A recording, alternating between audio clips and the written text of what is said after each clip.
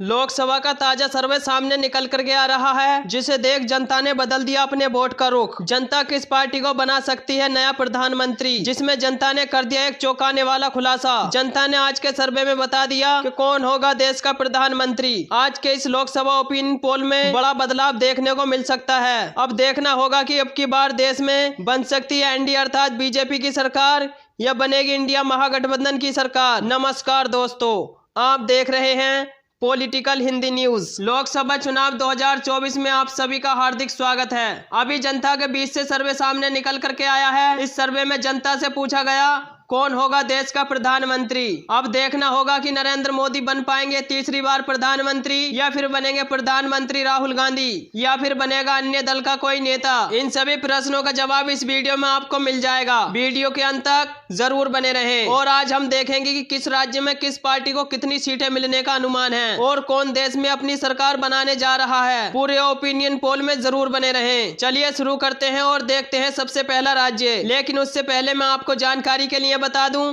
कि देश में कुल लोकसभा की 543 सीटें हैं और किसी भी पार्टी को पूर्ण बहुमत की सरकार बनाने के लिए 272 सीटें जीतने की आवश्यकता होती है। जिस पार्टी के पास 272 या उससे अधिक सीटें होंगी वही पार्टी देश में अपनी सरकार बनाएगी। आप अपनी राय कमेंट करके जरूर बताएं। आप अब की बार देश में किसकी सरकार देखना चाहते हैं, क्योंकि जनता की राय लोकतंत्र को मजबूत बनाने के लिए महत्वपूर्ण होती है। इसीलिए अपनी राय अवश्य दें। यदि चैनल पर नए हैं तो प्लीज चैनल को सब्सक्राइब अवश्य कर लें। हम आपके साथ अलग अलग राज्यों के ओपिनियन पोल व एग्जिट पोल को साझा करते रहेंगे। बने रहिए हमारे साथ। चलिए शुरू करते हैं और देखते हैं सबसे पहला राज्य। सबसे पहला राज्य आता है उत्तर प्रदेश। उत्तर प्रदेश में लोकसभा की कुल 80 सीटें हैं। उत्तर प्रदेश की 80 लोकसभा सीटों में से एनडीए अर्थात बीजेपी के खाते में 45, इंडिया अर्थात महागठबंधन के खाते में 35 लोकसभा सीट जाती दिख रही है। और आमतौर पर ऐसा माना जाता है कि जो पार्टी उत्तर प्रदेश में अधिक सीटें जीतेगी वही पार्टी केंद्र में भी अपनी सरकार बनाएगी। लेकिन अब की बार आंकड़े कुछ उल्टे होते नजर आ रहे हैं। अब की बार उत्तर प्रदेश में अधिक सीटें कोई और लाने वाला है कि केंद्र में भी सरकार कोई और बनाने वाला है। पूरे ओपिनियन पोल को देखिए और आपको पता चल जाएगा कि अब की बार किसकी सरकार बनेगी। चलिए इसी के साथ यदि हम बात करें बिहार राज्य की, बिहार राज्य में लोकसभा की कुल 40 सीटें हैं। यहाँ पर भाजपा के खाते में 14, जबकि कांग्रेस यानी महागठबंधन के खाते में 26 लोकसभा सीट जाती दिख रही हैं। चलिए इसी के साथ यदि हम बात करते हैं हरियाणा राज्य की, हरियाणा राज्य में लोकसभा की कुल 10 सीटें हैं, जिसमें से भाजपा के खाते में 4, जबकि महागठबंधन के खाते में 6 लोकसभा सीट जाती दिख रही हैं। चलिए इसी के साथ यदि हम बात करते हैं पंजाब राज्य की, पंजाब राज्य में लोकसभा की कुल 13 सीटें हैं, जिसमें से भाजपा के खाता खुलने की कोई संभावना नहीं है, जबकि महागठबंधन के खाते में 5 व अन्य दलों के खाते में 8 लोकसभा सीट जाती दिख रही हैं। चलिए इसी के साथ यदि हम बात करें गोवा राज्य की, गोवा राज्य में लोकसभा की कुल 2 सीटें हैं। यहाँ पर भाजपा व कांग्रेस के बीच बराबर की टक्कर देखने को मिल सकती है। यहाँ पर भाजपा के खाते में 1, जबकि कांग्रेस यानी महागठबंधन के खाते में भी 1 लोकसभा सीट जाती दिख रही है। चलिए इसी के साथ यदि हम बात करते हैं असम राज्य की, असम राज्य में लोकसभा की कुल 14 सीटें हैं। यहाँ पर भाजपा के खाते में 9, जबकि महागठबंधन के खाते में 5 लोकसभा सीट जाती दिख रही हैं। यानी कि यह कहें असम राज्य में भी महागठबंधन को काफी नुकसान का सामना करना पड़ सकता है। चलिए इसी के साथ यदि हम बात करते हैं छत्तीसगढ़ की, छत्तीसगढ़ में लोकसभा की कुल 11 सीटें हैं। यहाँ पर भाजपा के खाते में 5, जबकि कांग्रेस के खाते में 6 लोकसभा सीट जाती दिख रही हैं। चलिए इसी के साथ यदि हम बात करते हैं तमिलनाडु की, तमिलनाडु राज्य में लोकसभा कुल 39 सीटें हैं। यहाँ पर भाजपा के खाते में 13, जबकि कांग्रेस यानी महागठबंधन के खाते में 26 लोकसभा सीट जाती दिख रही हैं। तमिलनाडु में भी कांग्रेस यानी महागठबंधन को काफी फायदा होता नजर आ रहा है, जबकि भाजपा को यहाँ काफी नुकसान का सामना करना पड़ सकता है। चलिए इसी के साथ यदि हम बात करें केरल राज्य की, केरल राज्य में लोकसभा की कुल 20 सीटें हैं। यहाँ पर भाजपा का खाता खुलने की कोई संभावना नहीं है। यहाँ पर भाजपा की लुटिया डूबती नजर आ रही है, जबकि महागठबंधन को यहाँ पर 20 सीटों में से 12 लोकसभा सीट जाती दिख रही हैं। यदि अन्य की बात करें तो अन्य दलों के खाते में भी 8 लोकसभा सीट जाती दिख रही हैं। चलिए इसी के साथ यदि हम बात करते हैं तेलंगाना राज्य की, तेलंगाना राज्य में लोकसभा की कुल 17 सीटें हैं। यहाँ पर भाजपा के खाते में 4, जबकि महागठबंधन यानी कांग्रेस के खाते में 13 लोकसभा सीट जाती दिख रही हैं।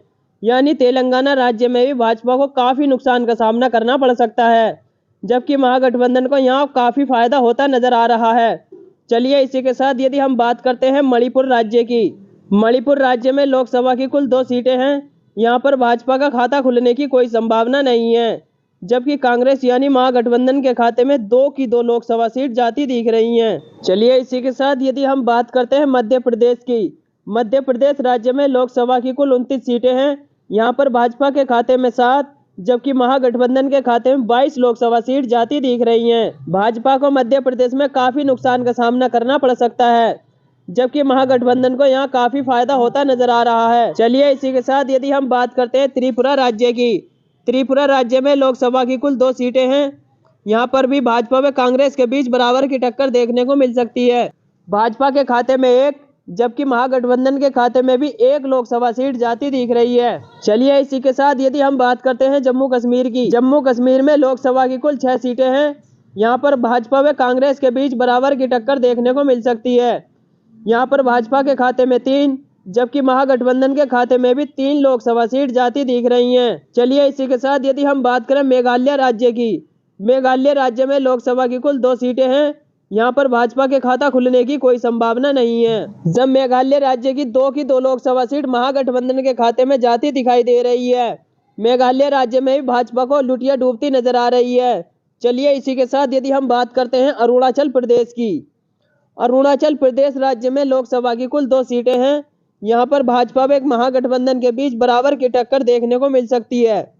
अरुणाचल प्रदेश की 2 की 2 लोकसभा सीटों में से भाजपा व कांग्रेस के बीच 1-1 लोकसभा सीट जाती दिख रही है। चलिए इसी के साथ यदि हम बात करें झारखंड की, झारखंड राज्य में लोकसभा की कुल 14 सीटें हैं। यहाँ पर भी भाजपा व कांग्रेस के बीच बराबर की टक्कर देखने को मिल सकती है। झारखंड की 14 लोकसभा सीटों में से भाजपा के खाते में 7, जबकि महागठबंधन के खाते में भी 7 लोकसभा सीट जाती दिख रही है। चलिए इसी के साथ यदि हम बात करते हैं राजस्थान राज्य की, राजस्थान राज्य में लोकसभा की कुल 25 सीटें हैं। यहाँ पर भाजपा के खाते में 17, जबकि महागठबंधन के खाते में 8 लोकसभा सीट जाती दिख रही हैं।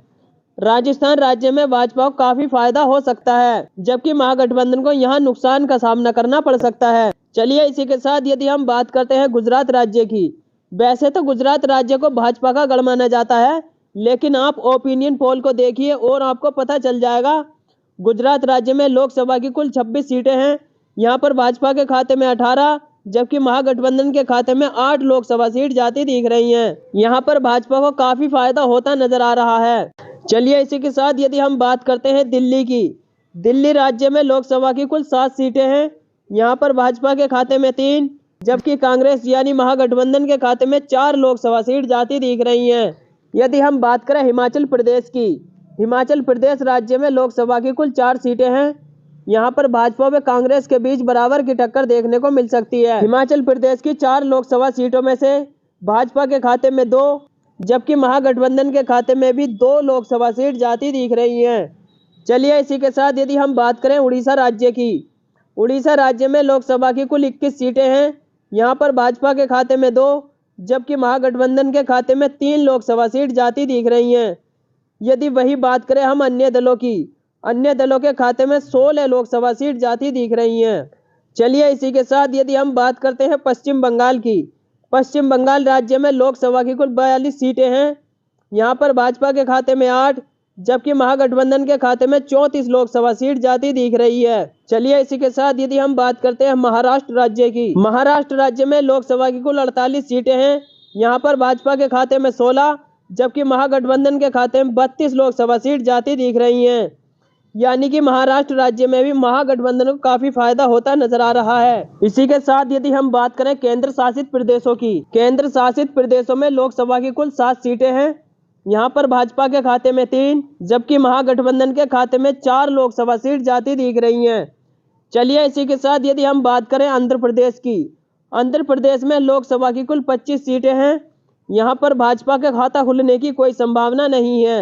आंध्र प्रदेश की 25 लोकसभा सीटों में से महागठबंधन के खाते में 10, जबकि अन्य दलों के खाते में 15 लोकसभा सीट जाती दिख रही हैं। यानी कि आंध्र प्रदेश में भी भाजपा की लुटिया डूबती नजर आ रही है।